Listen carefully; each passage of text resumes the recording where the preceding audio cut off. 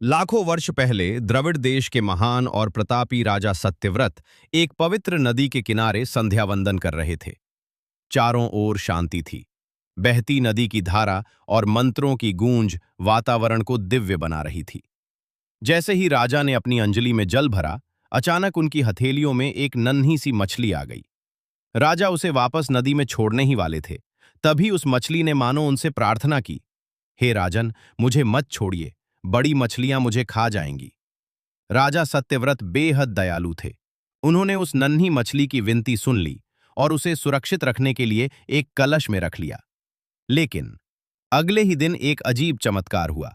वो छोटी सी मछली इतनी बड़ी हो गई कि कलश उसके लिए छोटा पड़ गया। राजा ने उसे एक बड़े पात्र में डाला, लेकिन कुछ ही समय बाद वो पात्र भी छोटा पड़ गया। अब राजा ने उसे एक विशाल सरोवर में छोड़ दिया। तभी अचानक वो मछली और भी विशाल हो गई, इतनी विशाल कि पूरा सरोवर छोटा लगने लगा।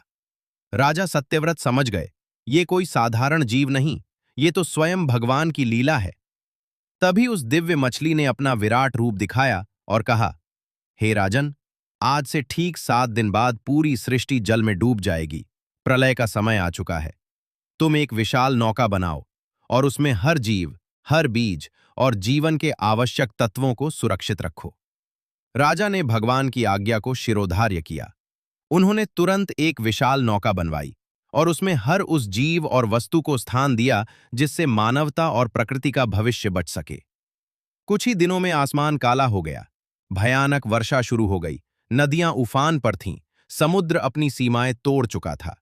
धीरे धीरे पूरी पृथ्वी पानी में डूबने लगी। पानी का स्तर बढ़ता गया और वो विशाल नौका भी डूबने की कगार पर पहुंच गई।